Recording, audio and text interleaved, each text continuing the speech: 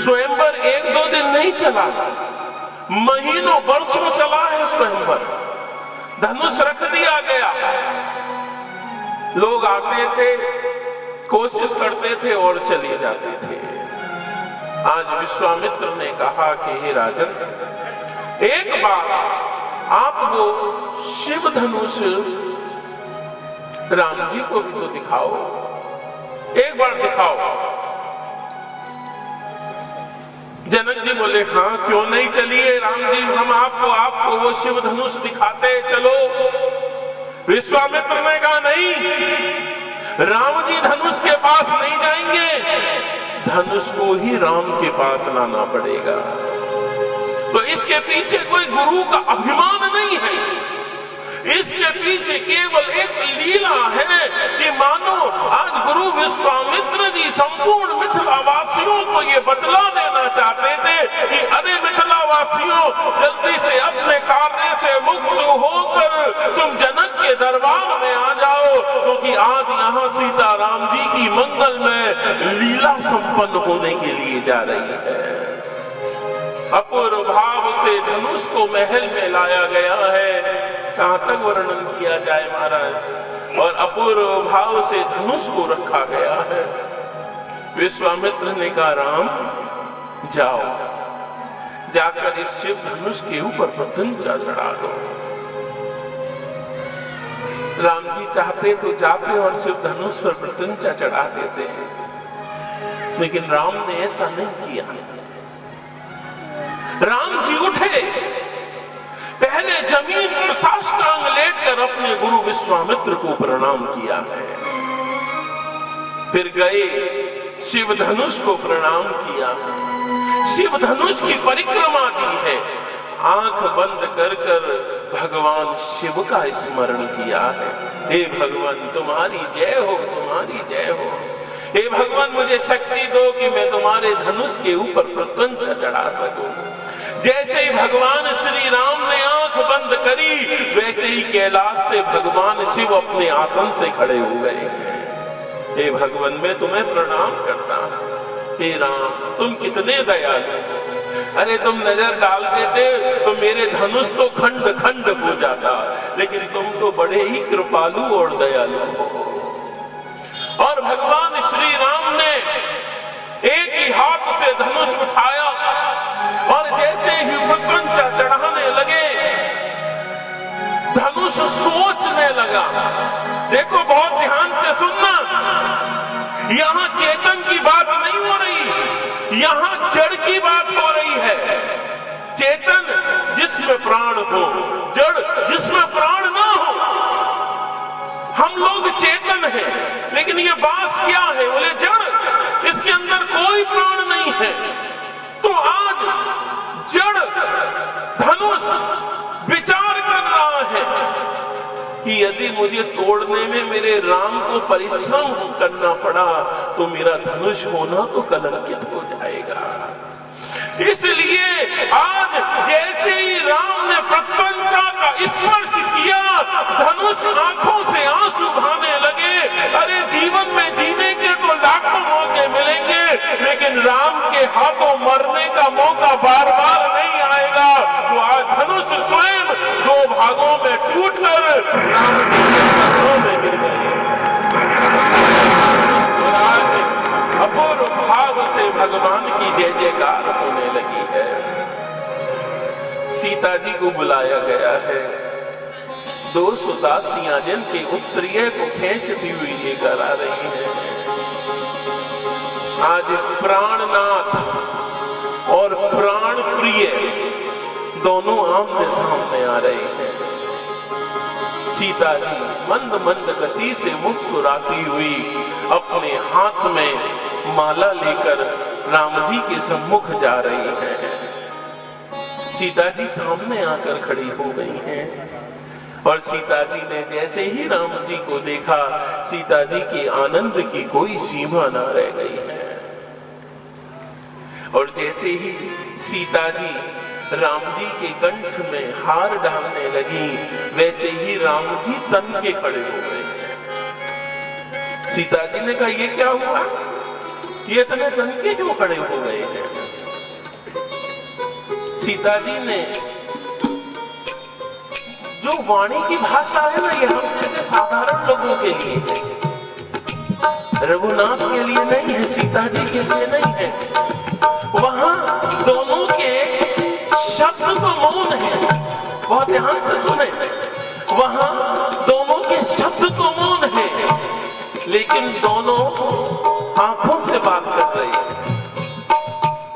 सीता जी पलक राम जी की पलक से मिला रही है। स्वामी मैं आपको प्रणाम करती हूं। तो राम जी कह रहे हैं, हे देवी, मैं भी आज आपके इस मुखारबिंद का दर्शन कर धन्य धन्य हो गया। सीता जी कहती हैं कि हे स्वामी, मैं ये माला आपके कंठ में डालना चाहती हूँ। तो राम जी कहते हैं, देवी बस ये ही नहीं कर सकता हूं मैं। नहीं कर सकते क्यों? बोले तुम तो जानती हो ना मैं बड़ों का कितना सम्मान करता हूं। तो मैं जब मिथिला में आया ना, तो मुझसे एक वृद्ध माता ने ये कह दिया कि राम पहले दिन मत झुकना, यदि पहले दिन झुकोगे तो जिंदगी भर झुके रहना पड़ेगा। इसलिए सीता जी, मैं चाहकर भी झुक नहीं पा रहा। मैं जानता तो हूं कि ये जो सीता का स्वरूप आपने धारण किया है ना, ये माताओं को ये बतलाने के लिए किया है कि स्त्री के जीवन में संघर्ष की क्या सीमा हो सकती है। क्योंकि मैं तो जानता हूं हम दोनों मिले ही अलग होने के लिए। इतनी सुंदर बात।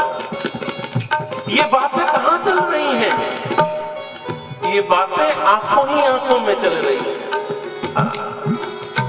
सब मौन है, कुछ समझ नहीं पा रहे कि हो क्या रहा है। सीता जी कह रही है, तो कोई बात नहीं स्वामी, तुम्हें तो पता है ना कि जिंदगी भर मुझे ही झुकना है, तो एक बार आज तुम झुक जा। राम जी बोले, वो तो संभव नहीं है, मैं झुकूंगा तो वृद्ध माता ने जो कही उसकी अवज्ञा होगी। और तुम तो जानती हो ना कि रघुपति रीत सदा चली आई, प्राण जाए पर वचन ना जाए। वचन दिया है, झुक तो नहीं सकता हूं मैं। दोनों भाव एक दूसरे को दे रहे थे, लेकिन भाव को कौन समझ सकता है? बोले भाव को तो केवल भक्त समझ सकता है। और उस समय एक ही भक्त था, कौन? बोले सामने सौमित्र बैठे हुए लखन लाल जी। सौमित्र तो रो रहे हैं फूट फूट कर। अरे भैया तुम ये क्या कर रहे हो?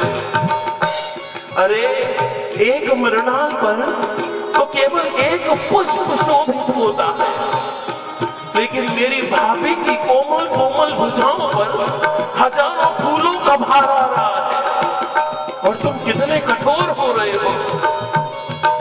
लखनलाल से देखा नहीं जा रहा था। और यहां हम आपको एक बात और बता दें कि लखनलाल जी ने पूरे जीवन कभी सीता जी के मुखारबिंद का दर्शन नहीं किया है, कभी भी नहीं।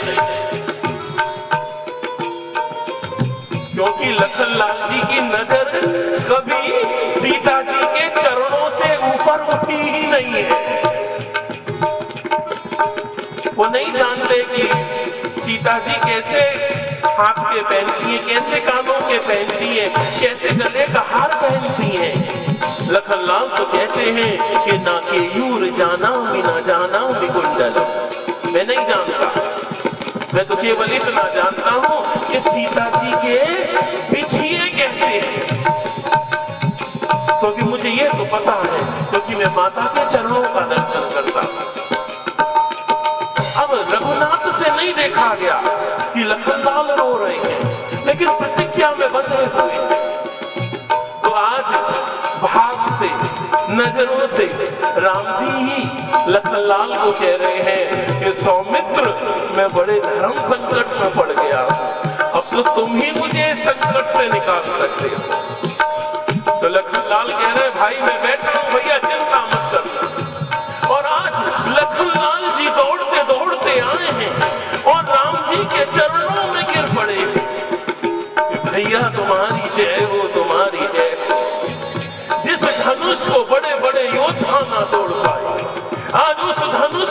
आपने तोड़ दिया है।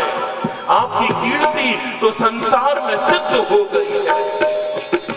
अब माता की मर्यादा से भी बड़ी मर्यादा कि छोटा भाई चरणों में गिरा हुआ है तो बड़ा भाई तन के नहीं खड़ा हो सकता। इसलिए बड़े भाई छोटे भाई को उठाने के लिए जैसे ही झुके, सीता जी मुस्कुराने लगी, बोले भैया तुमने तो आज पहली बार में भाई का धर्म निभा दिया, ये मौका फिर नहीं मिलने वाला। और राम जी जैसे ही लखनलाल जी को उठाने के लिए झुके, तभी सीता जी ने हार राम जी के कंठ में डाल दिया। चारों ओर जय जयकार हो रही है, सब भगवान की कीर्ति का गान कर रहे हैं और सीता राम जी के दिव्य सम्मिलित दिव्य स्वरूप की छवि का दर्शन कर कर आज लोगों की बात को छोड़ो, आज लक्ष्मी नारायण भी चरितार्थ और कृतार्थ हो गए हैं। हे भगवान क्या छवि बनाई है, आज भगवान अपनी उस छवि को देखकर खुद आनंदित हो रहे हैं कि मैं कैसा लग रहा हूं और लक्ष्मी तुम कितनी सुंदर लग रही हो। कैलाश पर क्या हो रहा है, आज कैलाश पर पहली बार भोलेनाथ ने पार्वती जी का हाथ सबके सामने पकड़ लिया है। आज राम जी का जो विवाह हो रहा है ना, तो उत्साह पूरे त्रिलोक में मनाया जा रहा है। आज भोलेनाथ पार्वती जी के साथ नृत्य कर रहे हैं। आज इंद्र स्वर्ग में अपनी पत्नी सची के साथ नृत्य कर रहे हैं। आज